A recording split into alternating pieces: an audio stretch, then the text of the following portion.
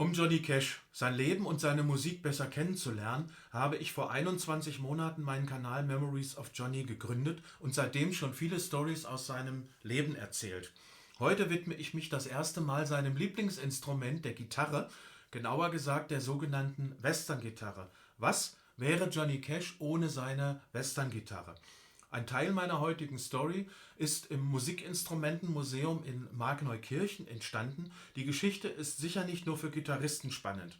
Deshalb freue ich mich, wenn du interessiert bist und dranbleibst. Am Schluss dieser Story präsentiere ich Cashs eigene Komposition I'm Gonna Sit on the Porch and Pick on My Old Guitar. Damit herzlich willkommen zu Memories of Johnny. Gleich nach dem kurzen Intro geht's los. Hello, I'm Johnny Cash.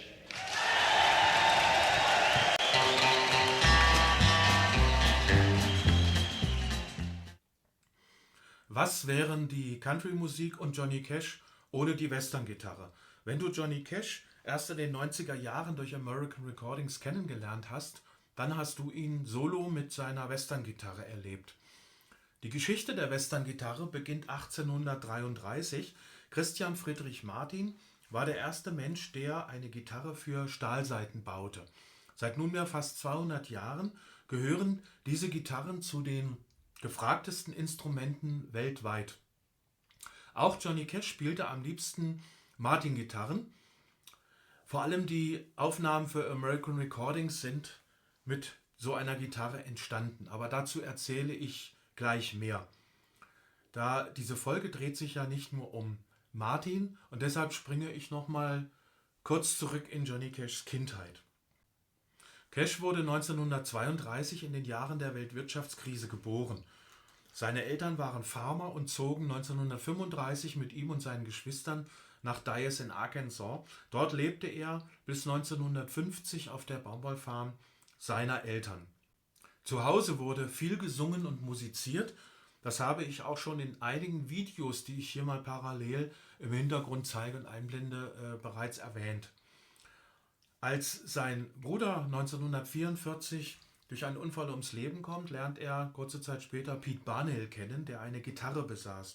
Und von Pete lernt Johnny, oder JR, wie er zu dem Zeitpunkt noch hieß, seine ersten Gitarrengriffe und auch einen Teil seiner Spielweise kennen, die er sich bis ins Alter bewahrt hatte.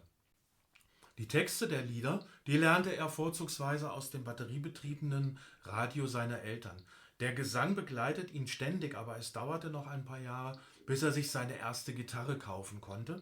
Das passierte nämlich Anfang der 50er Jahre in Deutschland. Er war als Funker bei der US-Armee für 3 Jahre in Landsberg am Lech stationiert und kaufte sich hier für $5 von seinem Sold seine erste Gitarre. An dem Standort spielte er auch das erste Mal Solo. Während einer Benefizveranstaltung konnte sich das Publikum für $1 ein Lied wünschen. Er sang dann dieses Lied und begleitete sich selbst auf seiner neuen Gitarre. 1954 kehrte er in die Staaten zurück und lernt dort Marshall Grant und Luther Perkins kennen. Alle spielten am Anfang noch Gitarre, Rhythmusgitarre. Später kaufte sich Marshall Grant einen Bass und Luther Perkins die E-Gitarre. Cash blieb bei der Rhythmusgitarre und spielte sie bei allen Auftritten. Waren es anfangs noch zumindest für mich unbekannte Gitarren, spielte er schon bald in den 50ern eine Gitarre von Gibson oder auch eine Fender Akustikgitarre in den 60er Jahren. Bei den legendären Gefängniskonzerten in Folsom Prison und San Quentin spielte er allerdings auch schon eine Martin-Gitarre. Die Geschichte dieser Gitarre beginnt hier in Deutschland und dazu springe ich jetzt mal in das Musikinstrumentenmuseum nach Markneukirchen im sächsischen Vogtland. Bis gleich. Hallo, ich bin hier live in Markneukirchen und zwar im Musikinstrumentenmuseum in dem Ort.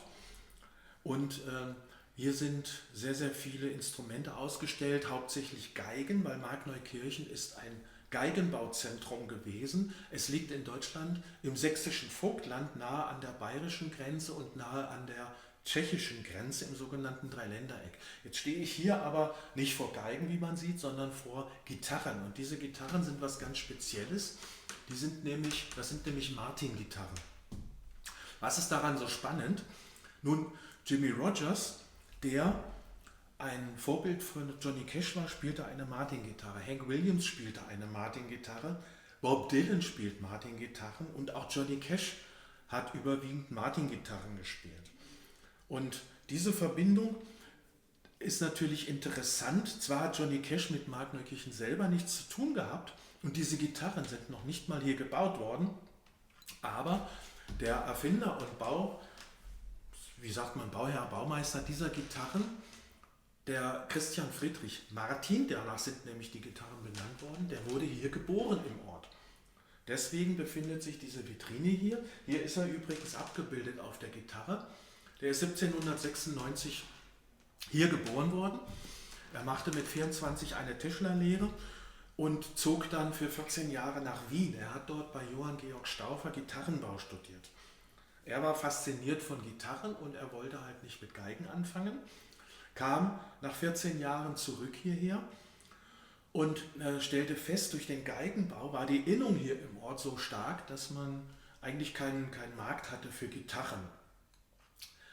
Martin ist 1833 in die USA ausgewandert und hat dort ein Musikinstrumentengeschäft gegründet in New York, also mit Multi-Instrumenten vielfältiger Art. Er hat auch einen regen Handel noch mit Mark Neukirchen betrieben, weil viele Einzelteile aus diesem Ort bezogen werden konnten, wo hier praktisch das Fachhandwerk wohl ansässig war. Nach 5 Jahren in New York ist er wieder umgezogen und hat 1838 seine Gitarrenbaufabrik in dem Ort Nazareth, für deutsche Zungen ist das englisch ausgesprochen für Nazareth, in Pennsylvania bezogen. Und dort steht übrigens heute noch die Fabrik mit derselben Bauweise und es werden heute noch in der Nachfolgergeneration Gitarren gebaut. Christian Friedrich Martin, der wurde übrigens dann in den USA nicht Friedrich ausgesprochen, sondern Frederick. Das ist klar, es wurde alles sprachlich eingemeindet sozusagen. Hat mit dem Gitarrenbau auch experimentiert, neue Sachen ausprobiert und er hat für die Fachleute interessant das sogenannte X-Bracing, so eine X-förmige Versteifung entwickelt, die dazu geführt hat, dass man besonders große Gitarren bauen konnte. Hier sind jetzt 2 zu sehen im Bild unter anderem. Das ist auch eine aus der heutigen Zeit. Die ist von 2008. Und diese Bauform, die wurde im Auftrag gebaut. Der Martin hat im Auftrag so eine große Gitarre gebaut. Und das gilt schon als Vorläufer der sogenannten Dreadnought-Gitarren. Da haben wir wieder einen Bezug zu der Gitarre, die ich spiele. Ihr kennt das aus meinen Videos, ich spiele auch eine Dreadnought-Gitarre. Allerdings spiele ich eine, die heißt, das ist von dem Werk Musima, Instrumentenbau Mark Neukirchen. Also die Gitarre, die ich spiele, ist hier im Ort gebaut worden. In den 70er Jahren sehr populär, weltweit vertrieben, tolle Instrumente. Ich hoffe, der Klang gefällt euch auch, wenn ich sie spiele. Ist eine Dreadnought, aber ursprünglich geht es auf die Konstruktion von diesem Christian Friedrich Martin zurück. Er ist, muss ich jetzt gerade überlegen, 1873 ist er gestorben und seitdem führen seine Nachkommen das Geschäft bis zum heutigen Tag erfolgreich weiter. Ich hoffe, die kleine Exkursion hat euch gefallen und jetzt geht es bei mir im heimischen Studio weiter. Ergänzen möchte ich noch, dass Stahlsaiten viel fester gespannt werden müssen. Deswegen war diese x-förmige Versteifung unter der Gitarrendecke die wichtigste Voraussetzung, die auch heute noch so verwendet wird. Solltest du mal nach Mark Neukirchen kommen, empfehle ich unbedingt einen Besuch in diesem Museum. Es ist riesig und auf mehreren Etagen verteilt. Ich habe die Adresse und Kontaktdaten im Begleittext zu diesem Video verlinkt. Jetzt zurück zu Johnny Cash. Er spielte in seinen zahllosen Konzerten ja in der Regel Rhythmusgitarre, die aber, wie ich finde, auch in den Aufnahmen nicht immer so deutlich rauszuhören ist. Hier ging es ja auch vorzugsweise auch um seine Stimme in Begleitung von Top-Musikern und unter uns, die Stimme war, ist und bleibt einmalig. Erst im Herbst 1993 ist er das allererste Mal solo nur mit seiner Gitarre, einer Martin-Gitarre, aufgetreten. Das war in Johnny Depps Club Viper Room, was ich ja in dem Video, was ich im Hintergrund hier nochmal kurz einblende, auch bereits detaillierter erzählt habe. Er war total nervös, er hat aber das Publikum, jung und alt, begeistert. Natürlich hätte er auch eine andere Gitarre wählen können, aber die Aufnahmen hätten sich mit Sicherheit nicht so angehört, wie wir sie heute kennen. Übrigens sind auf diesem Album auch Aufnahmen, zeige ich blendfrei, auch Aufnahmen von Cash solo nur mit seiner Gitarre zu hören. Die waren ursprünglich nie für eine Veröffentlichung gedacht. Es handelt sich da um Probeaufnahmen, die er in seinem neu eingerichteten Tonstudio in Hendersonville aufgenommen hatte. Die meisten Aufnahmen überwiegend im Jahre 1973 entstanden. Sein Sohn John Carter Cash hat diese Aufnahmen im Nachlass gefunden, auf Musikkassetten aufgenommen. Daraus ist dieses Album entstanden, was ich persönlich sehr, sehr hörenswert finde. Ich weiß allerdings nicht, welche Gitarre er bei diesen Aufnahmen gespielt hat. Ich weiß nur, dass ich mich jetzt, wenn ich zum Song komme, auf meiner Musima begleite, die ich ja, wie ich das schon erwähnt habe, in Markneukirchen gebaut wurde. Der Song, den ich präsentiere, heißt I'm gonna sit on the porch and pick on my old guitar, also übersetzt, ich sitze auf meiner Veranda und zupfe auf meiner alten Gitarre. Dieses Lied hat Cash selbst komponiert. 1979 wurde es mit dem Song Ghost Riders in the Sky als Single veröffentlicht und außerdem sind beide Songs auf dem Album Silver enthalten, was du ja vielleicht auch kennst. Ich präsentiere den Song und so klingt er in meiner Version.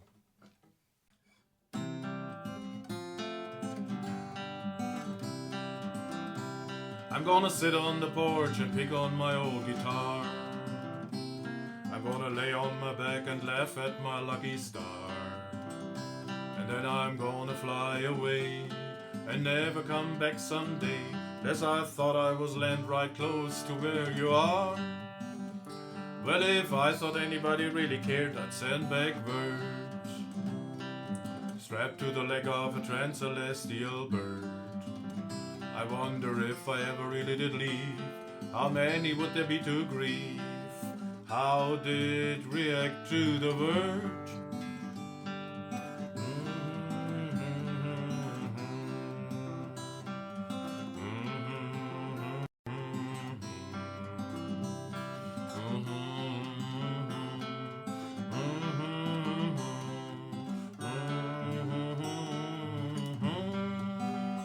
Well, I wouldn't want to hurt a solitary soul.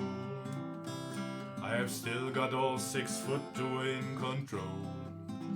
But when my obligation's low is a greasy uphill road, and pleasing everybody but me is my first goal. I want to sit on the porch and pick on my old guitar, and just hope you're hanging loose wherever you are. And for the joy you brought to me, this song I sang for thee, while I sit on the porch, pick on my old guitar.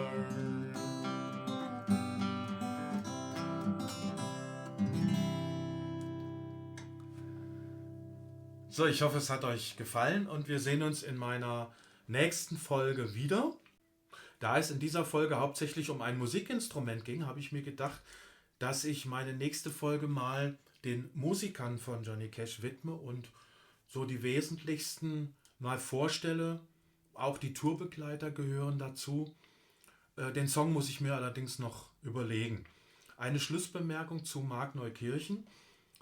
Es ist noch ein bisschen hin, aber im Jahr 2033 wird das 200-jährige Jubiläum der Martin-Gitarre dort in dem Museum mit verschiedenen Veranstaltungen gefeiert.